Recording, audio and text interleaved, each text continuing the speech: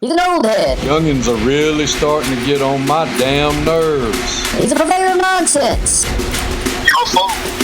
He's a Georgia high school coaching job influencer. His favorite Bible verse is, Jesus wept. He's the man of constant sorrow, Chris Lamb. Yeah.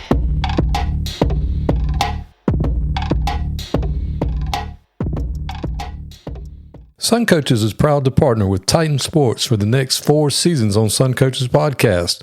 Titan GPS delivers technological superiority and improved player performance through wearable GPS made for high school football and strength and conditioning.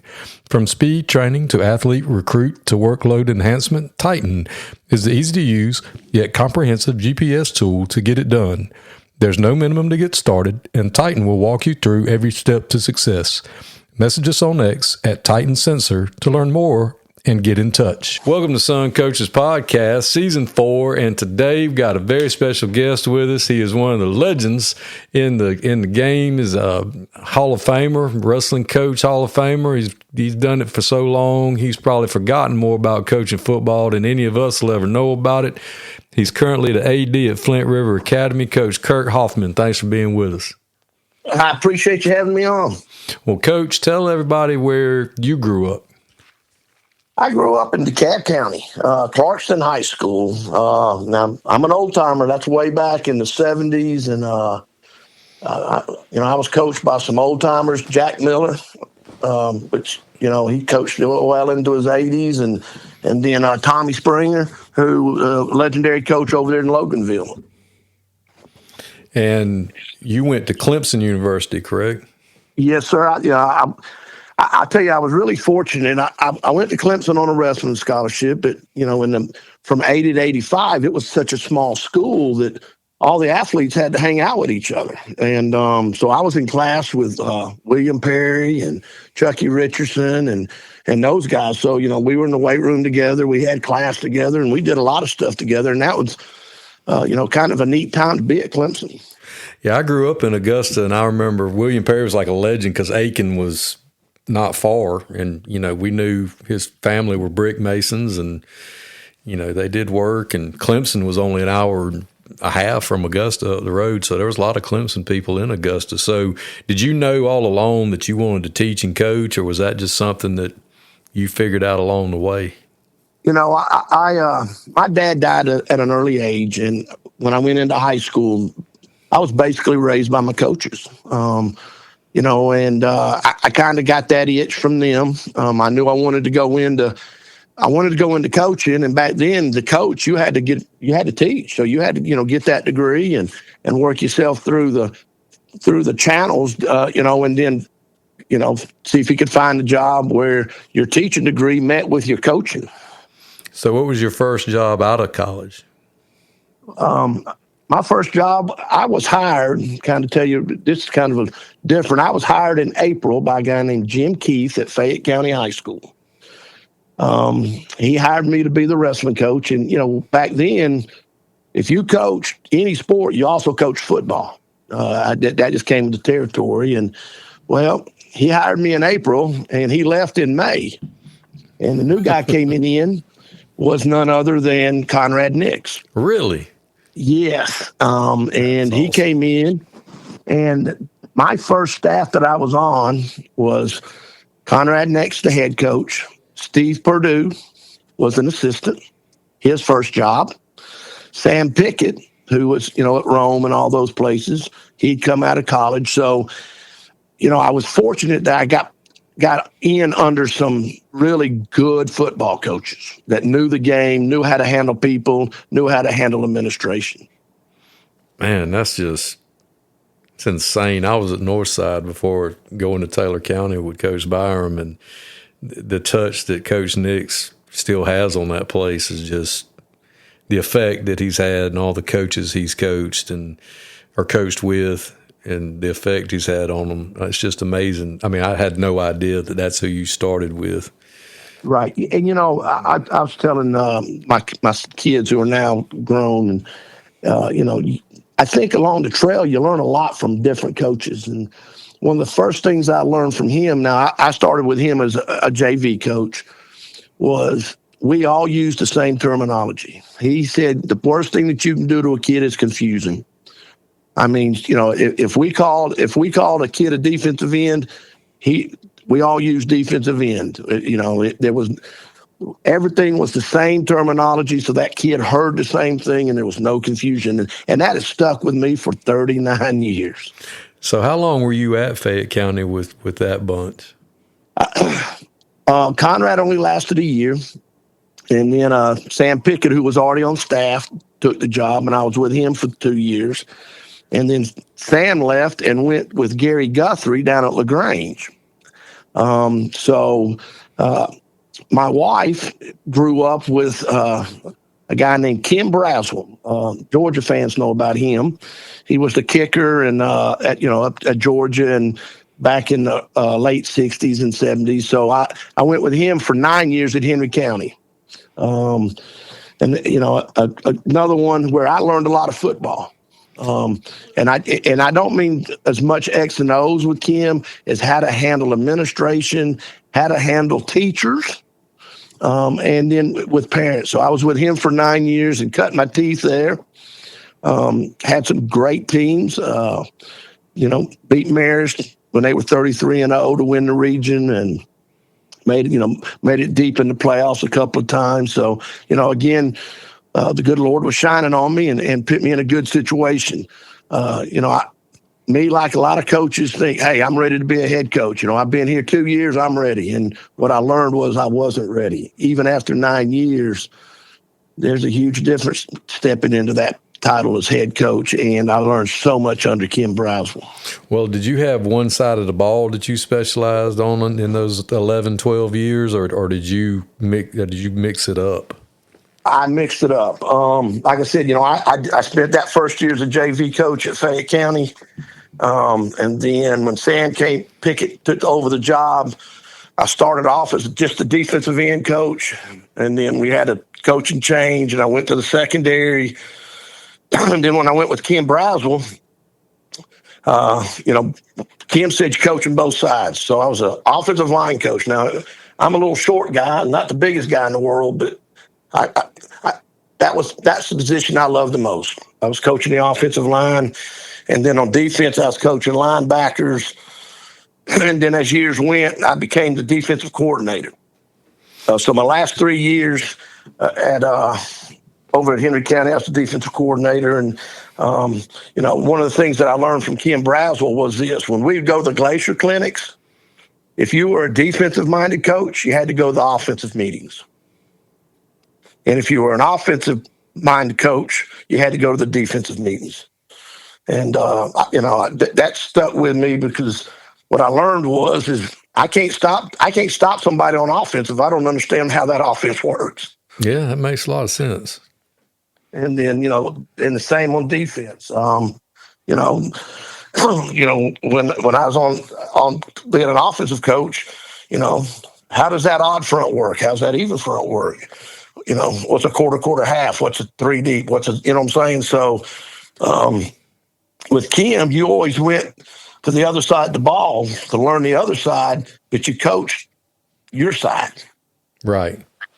And then after that, I went through whatever coach goes through. We had the big administration change, and Kim Braswell stepped down, and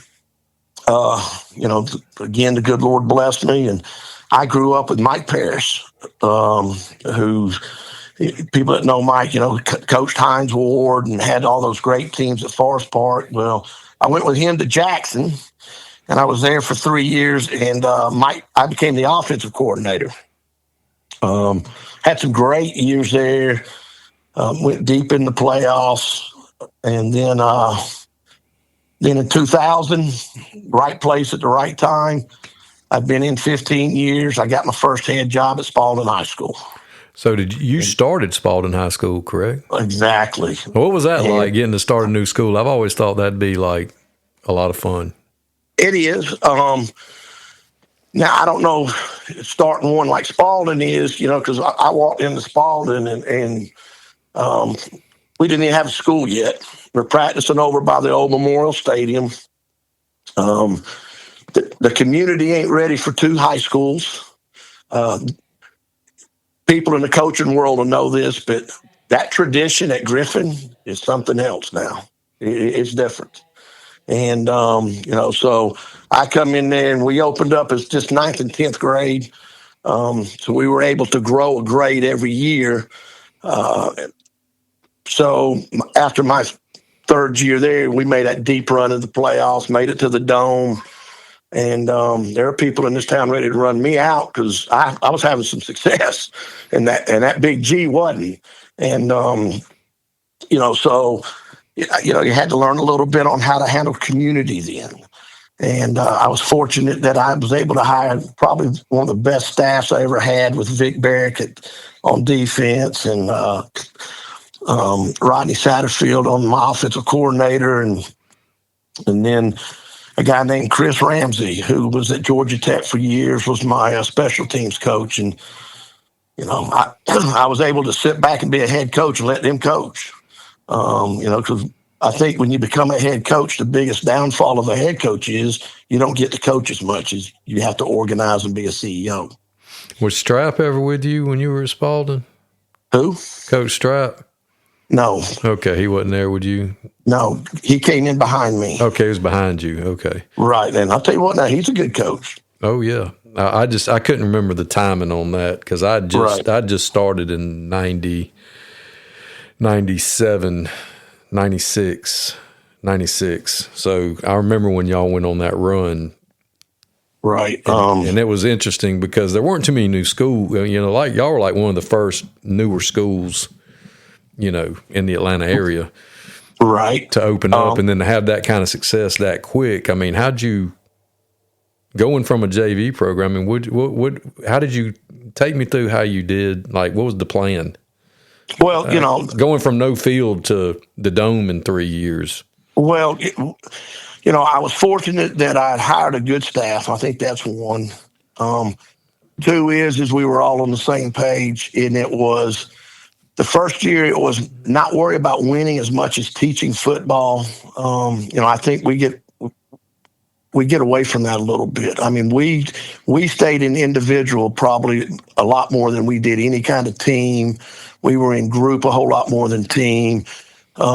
Just teaching. We call it the 3S: stance, step, and start. And if you can't get that right, we're not going any further. So we were able to slow things down because we were adding a class every year.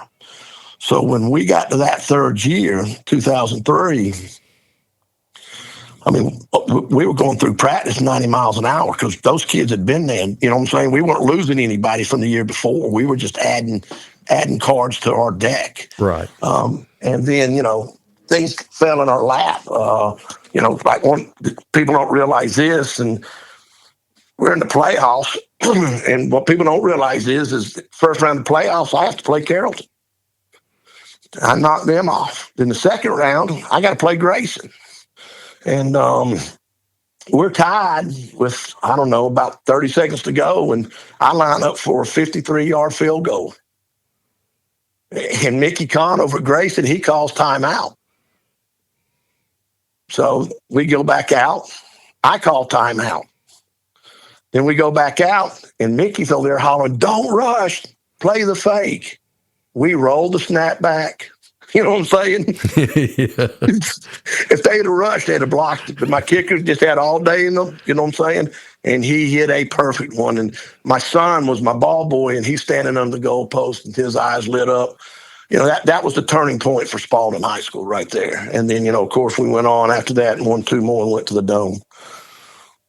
I bet that was amazing for those kids and that community, just to show that somebody besides Griffin, I mean, I know it's Griffin, but just to show that somebody else could do it, that's just, right. That was cool. Well, for me, it was, we took a team that a lot of those kids weren't the great middle school kids, you know what I'm saying? Because those good middle school kids stayed at Griffin, and they should have, rightly so. This is Griffin. And I didn't have a D1 kid on that team, but they had all stuck it out for 3 years. They'd grown to like each other, and just being able to go through that maturity together, 9th and 10th, and then 9, 10, 11, then 9, 10, 11, 12. And, when they were seniors, it was such a huge community family atmosphere at that school. So how long did you stay at Spalding? I left in 2006. I was there 6 years. Again, if you've been in coaching long enough, when that administration changes, ain't nobody safe. And so I left and got the head job at Alcovey, which is another brand new school. So you started 2 brand new schools. Exactly. Well, you kind of knew how to do it, though. You did it once. Well, the problem is this school opened up different. I get first week of March, I get approved. They tell me, Coach, we're going to open you up 9, 10. I said, all right, I'm fired up. They came back at the end of March and said, no, we're going to have to go 9, 10, 11, 12. Oh, no. Yeah, and put me in a region. And then they told me on the same phone call, but the seniors can stay at their other schools. They don't have to come to you. Oh, ouch. Yes. So I got put in a region with Clark Central, Cedar Shoals, Habersham Central when they had the King, had that great team that made it to the Dome. Just a loaded region. I had 6 seniors. Yeah, I was about to say it was essentially a JV team. Right. And of those 6, 4 had played football before. 2 had just, hey, we'll try it. But probably the craziest thing that ever happened to me in football happened. Again, we're practicing over at the county stadium because we don't have a field and the school's not even open. And been practicing all summer, and it's late July, and we're getting ready for team pictures. And the only senior I had that was pretty good now, they come over and they say, Coach, his grandmother's over here, wants to talk to you. So I walk over and she says, Coach, he's got to go home. So what? He's got to go home. So I walk over to the kid and the kid says, Coach, no, don't do this. I said, look, you got to go home. I never saw the kid again. And about, 4 weeks into school, guy from the county office comes over and says, Coach, I feel like we need to tell you what happened. He said that kid was in the federal witness protection plan. Oh, my goodness. And when that, y'all were taking pictures and all we know is they withdrew everybody in the family. And so nobody knows where that kid is today. Holy smokes. And he's the only kid I got. He's your dude. He's my dude. And every away game, Coach, I drove my car. You know why? I visited every hospital on the away game. Because we just, we were almost all 9th graders. Yeah, it was like a MASH unit. Yes. Somebody was getting hurt. But again, 3 years in, here we go. We're winning the region, knocking off Griffin, big win for the program. You know what I'm saying? But it still did the same thing. There was a sense of family. Those kids had practiced together, and we were able to keep everything in place for 3 years without having a graduating class. And undoubtedly, you kept the 3 S's. Yes. Same practice form. Everything across the board. Was very fortunate, had some quality coaches. I'm sitting in a room with my coaches, and this substitute teacher walks by. He's about 6'4", and he looks his head in the door, and he says, can I listen in? I said, sure. So he does his thing. When it's over with, he walks up to the board, and he says, Coach, if you move this kid over here, that's going to be real close to the 4-6. I said, yeah. He said, let me call Buddy tonight, and I'll get back with you. And I'm thinking, Buddy? I said, who's your buddy? He said, I played for Buddy Ryan. Oh, what you talking about? Well, Coach, you ready for this? NFL Rookie of the Year in 1988. All-Pro 1988, played corner at 6'4". His name's Eric McMillan. Well, you know what I did, don't you? You're hired. You're hired. Here's the community classes. And, I mean, just that's how lucky I was. You know what I'm saying? That's how lucky I've been in my coaching career. Eric McMillan, you mind if I get on the board? Go ahead, buddy. Yeah, you know what I'm saying? I'm going to call Buddy. Oh, you're going to call your buddy. You're probably rolling your eyes like, oh, here we go. Buddy Right, Ryan. You fall out of your chair. And we're doing it's spring. And he says, Coach, I'm going to have to miss Thursday and Friday of spring practice. And I said, what for? He said, well, I got to go to that golf tournament up in New York for the Jets. It's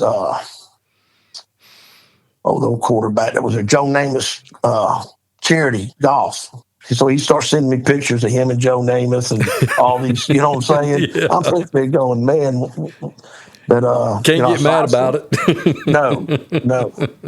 No, and he's still, I got him into coaching, and he's still coaching today. He's at Woodward Academy. I guess I got him in 2012.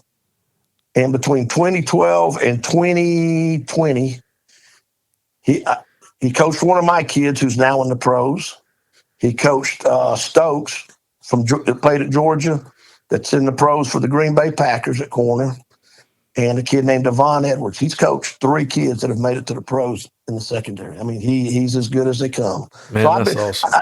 I have been lucky with my coaching hires. So then I get to retirement age at 2016, and I said, you know what?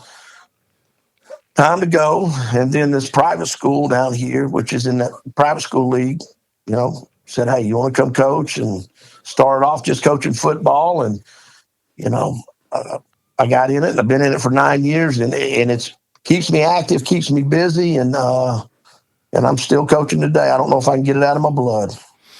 So over all those years of coaching football, did you keep coaching wrestling, or did you? No, I kept my finger in the wrestling. You know what I'm saying? I coached, when I was an assistant, I was the head wrestling coach. And then when I became the head football coach, I wasn't the head wrestling coach. I was just the assistant. It's tough to be a head coach. Right. And, coach a second sport, just because there's an overlap. Now, I think you can be possibly a head football coach and a track coach because you get that winter break. But, to do a sport that overlaps with another one, but I've all the way up till I retired in 2016, I was either the head coach of wrestling or an assistant. Well, you're an old school, old head. Talk a little bit about how important you think it is for kids to play other sports, especially like wrestling. And you were a wrestler. I mean, how important is it to have that program in your athletic program to help develop athletes? Well, to me, I mean, I know you're probably a little biased, but it's no. I truly believe this. I think that if you want the culture at your school to be a winning culture, there's 2 things you got to do. You got to play as many sports as possible, and you've got to have a weight room. And every coach in that program, whether it be a basketball coach, a volleyball coach, a track coach, has to be sold on that principle. Because one, to me, you've got to have the weight room. That's just a must. And then the second one is kids have got to learn to compete. I tell people all the time, one of the greatest events that I think that there is in Georgia high school is to go down and watch the state track meet. 2 kids line up at the 100-yard dash. Somebody's going to step up, somebody's going to gut down. And that's called learning how to compete. And what's happening is we don't want to teach kids how to compete. We think that we can make them a better athlete by going to personal trainers, and there's nothing wrong with that, but you got to learn to compete. And I think that's what when you do multiple sports, that's what you teach. And then the weight room makes you a better athlete, just physically. So what's your overall coaching philosophy? I mean, if somebody sat you down, like if you were interviewing today for a head coaching job and they said, Coach, what's your philosophy? I mean, outside of the weight room, what would you say, what would your answer be? My philosophy coaching football is the same as it was when I was coaching wrestling and stuff. I want to bring a kid in. I want him, when he leaves my program, he's going to be an outstanding human being. He's going to be a great dad. He's going to be a great brother. He's going to be a great son. When he's 25, people are going to say, man, I admire that guy. All right. And if by doing those things, I'm teaching him the commitment. I'm teaching him to be loyal. I'm teaching him time management. If I can get that taught to anybody, then I've got the ability to make him a better person, make him a better athlete. And if I can get a group of kids to be better athletes, I got a chance to win. 100%. I tell my son who's coaching now, if you walk into a high school and there's 20 kids in that ninth grade class playing football, if you can keep 18 of those kids are still playing when they're seniors, you're going to make a run in the playoffs. If you have 10, you're going to be a 500 team when they're seniors. And the difference is because if you keep 18 out of 20 or 20 out of 22, you've got kids who have bought into the program, that are committed, that are loyal, and they know how to do time management.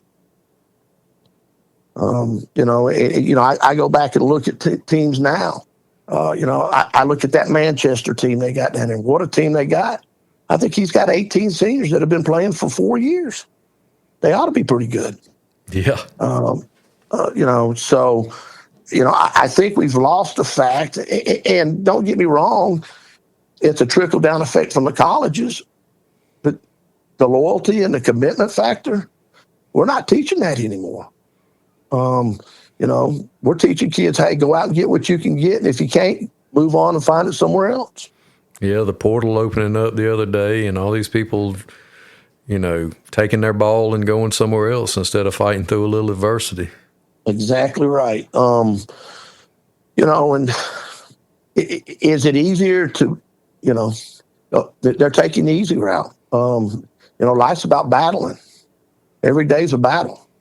You either battle or you find the easy route out. And if you keep doing the easy route out, you're eventually not going to find success. Yeah, somebody told me once that, and this might offend a lot of people, and if it does, I don't really care, but somebody told me that was why, during my generation's time, we saw such a high, and you continue to see such a high divorce rate, is because, not all the time, but a lot of the times, that's the easy way out. Sure. Instead of fighting through it or working through it, or fighting's probably a bad word, but you know what I'm saying. Instead of working through your problem and hashing it out or figuring out what you got to do what's best for the whole family, the easy way is to walk away. Right. Well, think about it. If you're committed to it, if you're committed to it and you're loyal to it, and you have time management, you're going to battle through that. Correct. Yeah, your philosophy is going to absolutely create strong young men. Well, let me ask you this. How many times, because you're the athletic director as well now, how many times when you were at Spalding, when you were at Alcovey, were you the athletic director and head football coach, or were you just I was at Alcovey. I did it at Alcovey. So how do you juggle those two things? Or do you enjoy being the AD and the head football coach, or would you rather just be one and not the other? There's good and bad to both. As the AD, you have the ability to control everything. You know what I'm saying? You have the ability to go in and say, Coach, find a time to get these kids in the weight room. You know what I'm saying? You have that a little bit. When you're not that, then you're the football coach that the baseball coach or the basketball coach is going, all you care about is football. Does that make sense? Yes, sir. But again, time management. When I was the athletic director at Alcovy, which was a 6A school at the time, and then 7A, spring, 22 sports. It's a 7 to 10:30 job at night, with buses and soccer here and tennis there. So that, if you don't have time, you don't manage your time, you're in trouble. I think that's one key secret.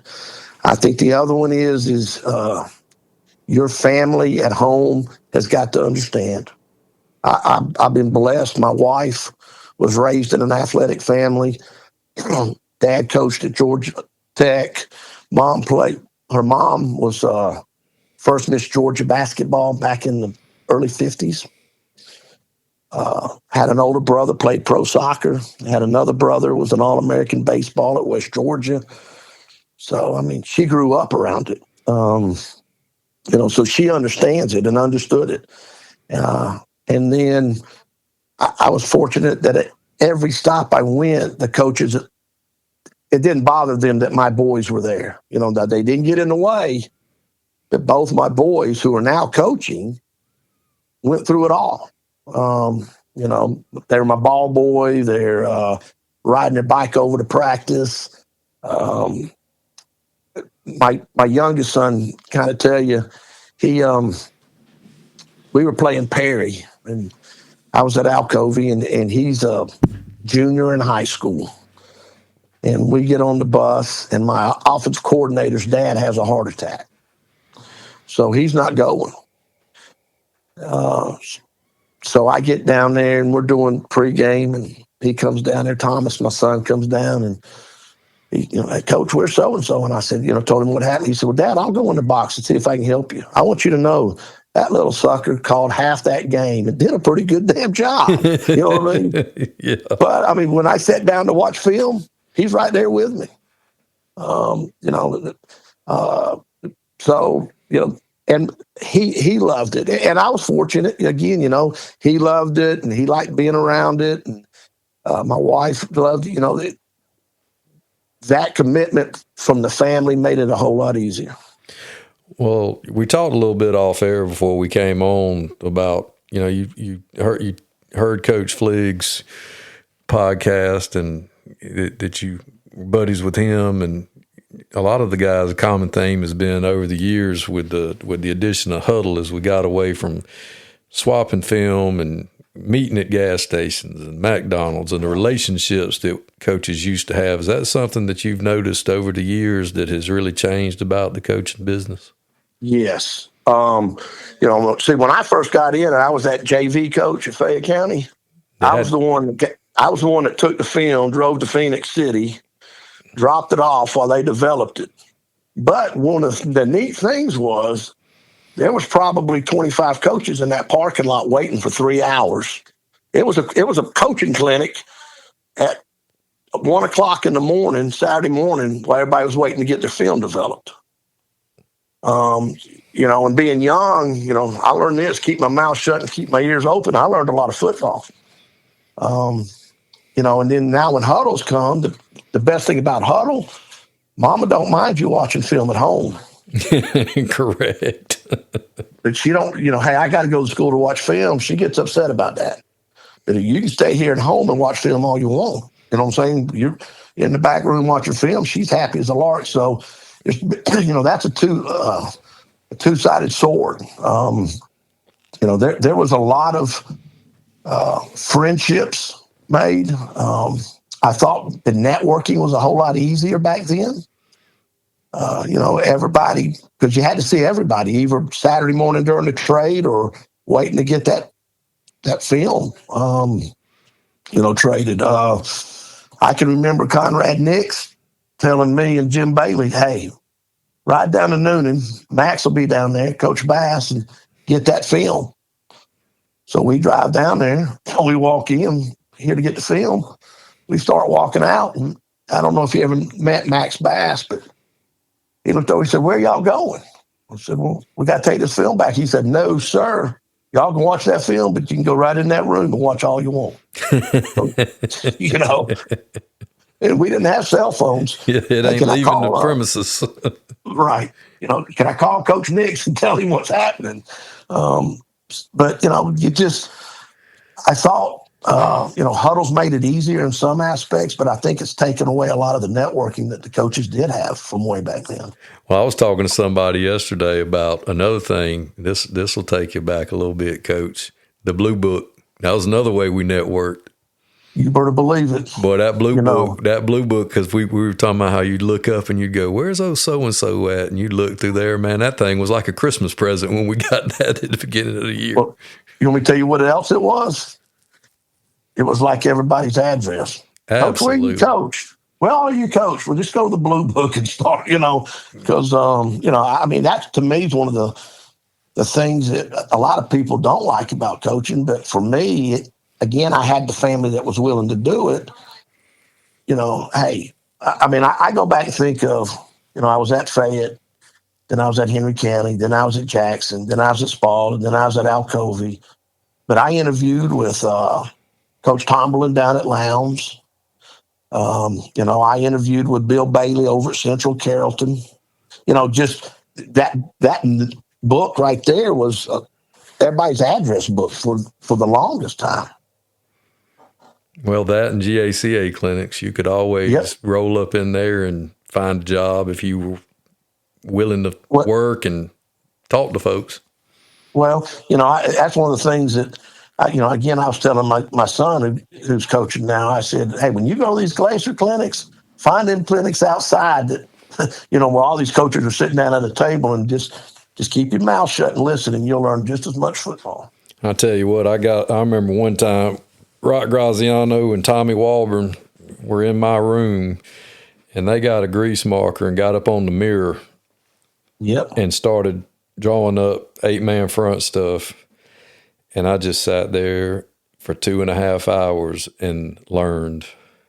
Exactly. And Coach, last year I did that, and one of the young coaches said, "What are you doing?" And I said, "This is the way we used to do it. You're going to learn a heap more in here than you are listening to any of them jokers out there that are coaching kids that we ain't got, right? That we can't get, that can do stuff that ours can't do."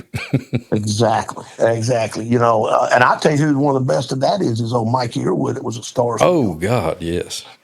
I can remember in 2006, I went to Tony Franklin, the spread clinic. Big spread. Here we go.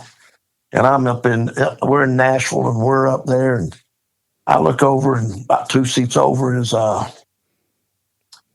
what's his name from Coach Miller, from Gainesville. That's wing T guy. Bruce Miller. Bruce Miller. And we started talking. I said, "Bruce, you're a wing T guy." He said, "Yeah," but he said, "I got a quarterback. I got to go to the spread." He said, "You ain't ever seen this kid I got coming now. He's going to be big time." It was Deshaun Watson, Yeah. And so we'd listen to Tony Franklin for a little while. And then he said, "Man, come on up to the room." Well, next thing you know, here we are drawing. We're trying to take from the wing and mix it with the spread because we're both wing T diehards. But then, we go to the next clinic, and Tony's up there saying, "You got to give it up now. If you're going to go to the spread, you got to sell out." And it was just, I learned a lot of football in those 2 days just from Coach Miller.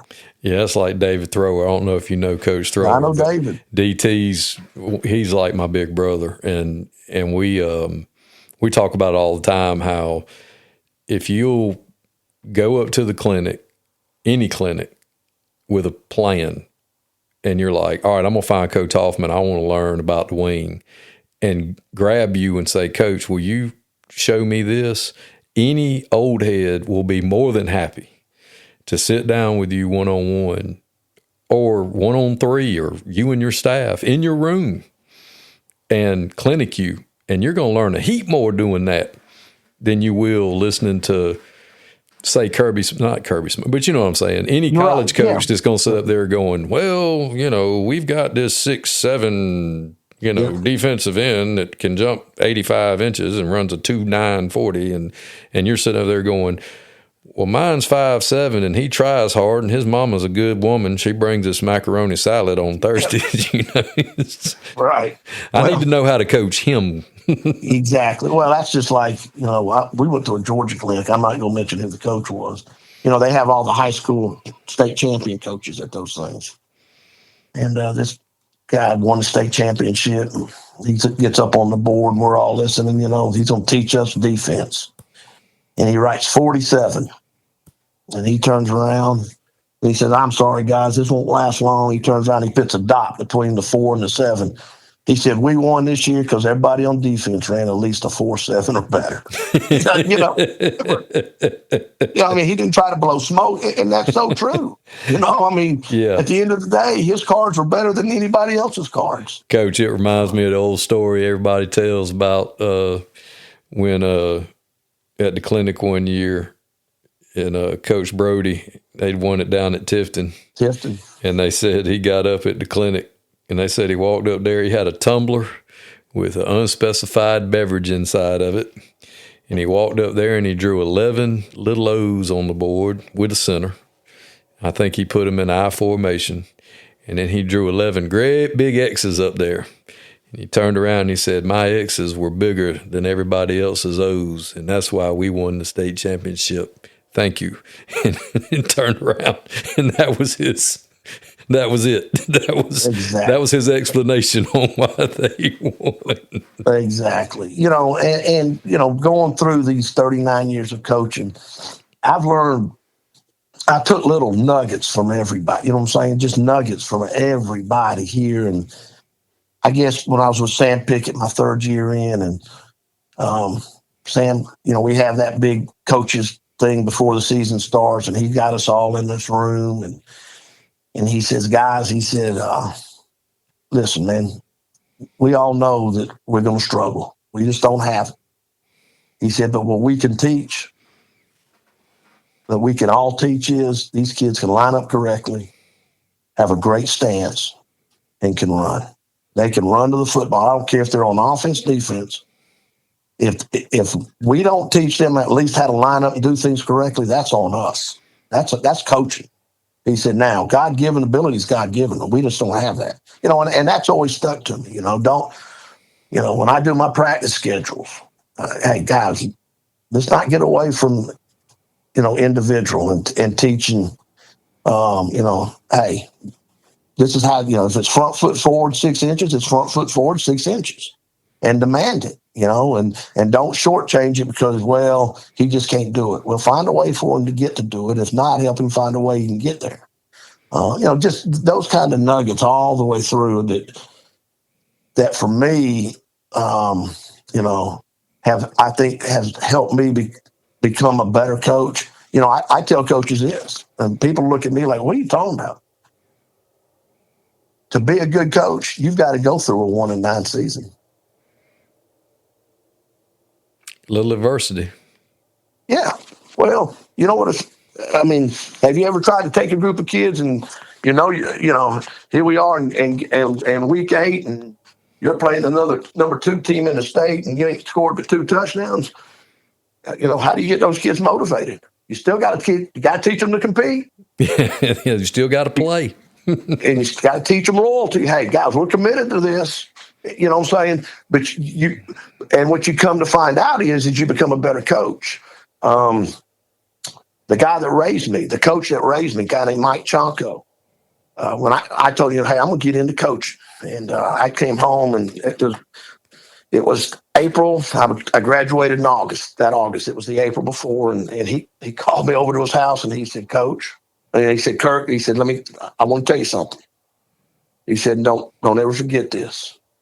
If you're going to coach, it's not what you can get the kids to obtain. No, it's not what the coaches can help you obtain, but what can you get the kids to obtain? If you're getting in there for your name to be all over the place and you want these kids to help you get that, you get out of coaching.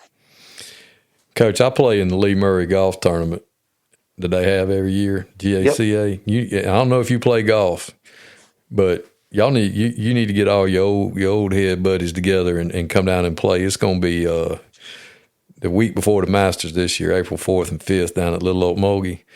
Right. Coach Herndon, Kenny Moore, Bobby McAllister, I think Coach Roger Holmes going to play there. I mean, and the reason I say that is because it's great for my group and and we got younger coaches showing up now too, to come listen, to close your mouth and open your two ears and your eyes and just listen to y'all tell us things like that, to remind us, because so many times now, especially, I think this younger generation of coaches, chest beaters and look at me and I'm going to yell and carry on the sideline, and instead of what are the kids doing?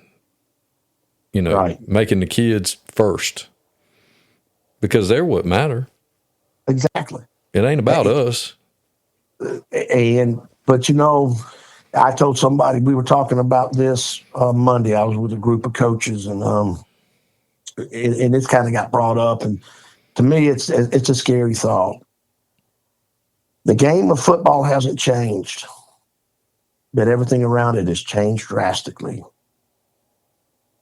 And that's a scary thought. That's just for me. You know what I'm saying? The portal, the NIL, you can agree with it, don't agree with it, doesn't matter. But it's made changes around sports. I can remember, starting off in 1985, everybody came to practice and they gave you everything they got, and they went home and mom and dad talked good about everything, you know what I'm saying? And it was a family thing. And now there's so much tugging at kids. And, I've got a grandson who's 4, and man, I don't know. I'm scared of what it's going to be like when he's 18 or 15. Well, how much different was it for you when you transferred in from you retired from public school and started working at the private school? Is it just a smaller scale version of everything's the same? It's just a smaller school and right. Well, I tell you, like I told somebody when I started coaching in 1985, we would practice. We would go the 2 hours and 15, 2 hours and 20 minutes, and when practice was over, those kids went home. Mom and dad picked them up, and they all had a way home. Now, spin back 30 years later, and, I might get home at 9:30 because I had to take 6, 7 kids home. But when I went to the private school, my first 3 days coaching football at the private school, I came in, my wife said, "Are you coaching football?" I said, "Why?" "You've never been home this early." You know what I'm saying? Because when practice was over, those kids, they either got in their car and went home, or they had made arrangements for everybody to get home. But I think in the 9 years I've been at this private school, I've taken 2 kids home. There's the difference. Now don't get me wrong, there's still a lot of problems, and there's problems at every situation. That doesn't change. Right. You got a good quarterback, you're gonna be pretty good. You got a good quarterback, you better find a system that you can win with. But it's just, it's a smaller version. Somebody told me this one time, and I'm not saying I agree or disagree. I'm at Alcovy, and I got 115 kids. 115 kids, and I've got 14 coaches plus me, 15.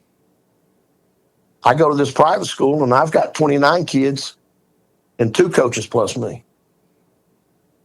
I said, well, okay. I mean, I remember going in the weight room in that summer when I started, and I looked at one of the coaches that had been there. I said, when are the linemen coming in? He said, "Coach, this is it." I said, "What?" Right. But that's the way it was when I first got in 1985. Yeah. And at the end of the day, if you have 115 kids, how do you get them all in? How do you get them all, how do you get them all to buy in? How do you get them all to be committed? How do you get them all to be loyal? That's tough. And that's why I harp on that so much. I think that's what we have to, it's tough, guys. I understand it's tough. You're not a starter, son. I understand that. But you can be one. Just buy your time, keep working. Young coaches, same way. Coach, I think I'm ready to be a head coach. Be patient. Be patient. Don't take the, you know what I'm saying? what's a good opportunity for you might not be a good opportunity for me. Be patient. Your time will come. And make sure you take the right one, because you might not get but one shot. And you know what? You're exactly right. You know what I'm saying? And again, you never know when that shot's coming. I interviewed for a job, and I had it. There's no doubt I had it. And then one person in the county office wanted somebody else, and guess what? I didn't have it. I tell people all the time, you don't ever know who's going to shoot you out of the saddle. You're exactly right. Because you never know who's lurking. You never know who's got a cousin-in-law or nephew that needs a job, or somebody. Or Eric McMillan walking the hallways that walks up and decides, hey, you know what? I think I want to be the head coach. Yeah, you know what I'm saying? You're right. I go back and look at, Coach Pardue bought his time, stepped into a great situation, LaGrange. Sam Pickett bought his time, did a great job with Gary Guthrie at Rome. I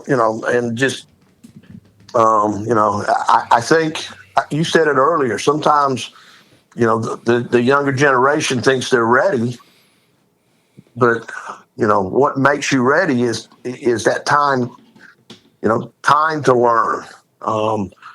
And I think the journey that I traveled, I had no choice. If I was going to succeed, I had to keep my mouth shut and learn. Well, and even you said you weren't ready.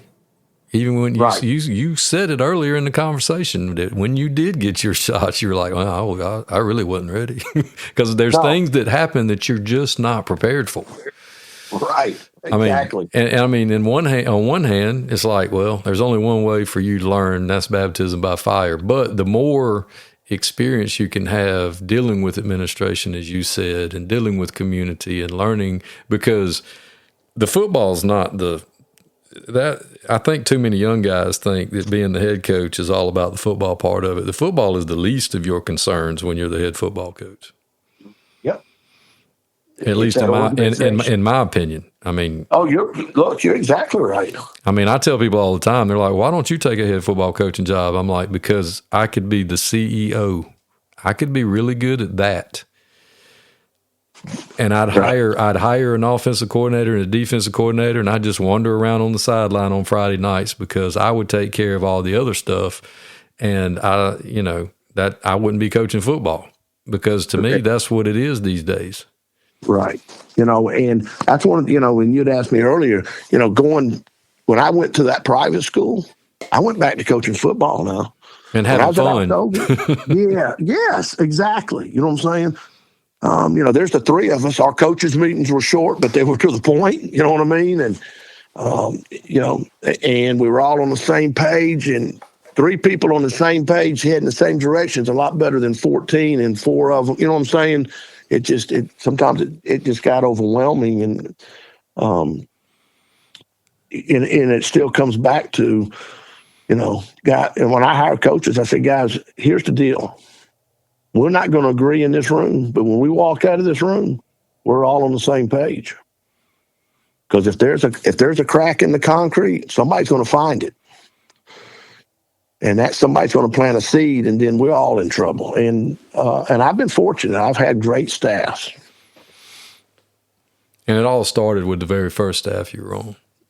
Exactly. And it's amazing that, and I think that's something, too, you learn from. I mean, you learn from looking around on that first staff, and you're like, all right, this is the way I want it when I get to do, or, try to get it when I'd have my first one. Right. I didn't try to reinvent the wheel. I tell my son that now, who's coaching, to me that, one of my greatest joys is both my kids are coaching, and I enjoy going to watch them coach. And, sometimes I have to keep my mouth shut because I'm going, what are you doing? I told him the other day, I said, I like this position. He said, what? I said, I can be in the stands hollering at you. I've got a lot of practice at that. And he'll just start laughing. But, I laugh all the time at these young coaches that think they've invented something or coming up with something. I'm like, guys, we're the biggest copycats in the history of ever. we're not doing anything new. It's just you wait for it to go away, and then it comes back, and then you dress it up and call it something different. And there's been very few innovations, at least in my 50 years, that have changed the game of football. Very few. Well, when I have my parent meetings, you talking about that. When I have my parent meeting, I always use this line. I think I got it from Ken Brazel. I said, parents, I need your help. I said, if you know of a playbook out there that guarantees 10 wins, if we run this offense, you're guaranteed to win 10 ball games. And you know where that playbook is, where I can buy it, let me know. Because there hasn't been one invented that I know of, because if they do, it's going to be a bestseller, $1 million investment. I said, because at the end of the day, if you're single wing, too tight, hammering it, or you're at spread, if your players can't do it, there's no perfect offense. There's no perfect defense. I can remember, I think it was old Ralph Regent at Georgia Tech, and they were asking him, now, Coach, this year going in, what's going to be your run-pass ratio? He said, if they can't stop the run, it's going to be 100-0. If they can't stop the pass, it's going to be 100 pass to nothing. He said, I can't walk into a game and say, well, I'm going to be 50-50 run-pass. Yeah. And I look at old Ralph Regent as being old school. Yeah. Yeah, you can't, especially high school. We don't know what them jokers are going to do. You don't know what they're going to do between second period and third period, much less exactly week to week. Right. We're dealing with teenage boys. Who knows what they're going to do? Right. I can remember Kim Brazel with me. We go down to Florida State to a big clinic, and old Bobby Bowden, great guy. Bobby Bowden says, Coaches, I want to thank you. I take my hat off to you, blah, blah, blah. He said, you know what y'all's hardest problem is? The parents, y'all take a test every Friday night. Every Friday night, y'all have to take a test in front of 1,000 to 8,000 people. But the problem is, they don't know how you've had to study Monday through Thursday. They don't know that your quarterback's grandmother died on Monday. Or, or your starting center's broke up with his girlfriend who he's been dating forever. You know what I'm saying? Yeah, that's true. Those people in the stands, they don't understand all that. And don't care. Exactly. And he said, but yet you're going to be graded on a test on Friday, but they don't know how you've had to study Monday through. And that's that little nugget I got. I said, that's right. And when you become a head coach, that magnifies tremendously. It'd be hard pressed for me to find a head coach that hasn't had to deal with, I just got beat Friday night. Saturday, things are going good, and then I get that call Sunday where Johnny's dad's beat his mom. You know what I'm saying? Right. And you've got all these problems. Well, you know what? Losing that game Friday, that doesn't matter right now. You know what I'm saying? Yeah, it really ain't that big of a deal. Exactly. This is about, hey, what can I do for you, Johnny? You get that phone call. Hey, Coach, we took Roderick home. When we dropped him off, he didn't go in the house. We don't know where he went. Now there's something not right. Right. So, there's a lot more to coaching. Yeah. I've always had this saying that you got to love them, but you got to love them more. You got to coach them, but you got to love them more. And, always love on them, because you don't know if that's going to be the only thing that kid really can grasp onto. Well, Coach, I'm glad you've been loving on them for 39 years. And like you said, you didn't know if you were ever going to quit coaching, and I hope you don't. I hope you keep doing what you love, and I sure do appreciate you coming on with us and sharing your story with us, because we need nuggets. We need as many nuggets from guys like you as we can get. Well, I appreciate you having me on. I'm old school. I like to talk now. I love to talk football. Well, Coach, I sure do appreciate having you. All right. Thank you.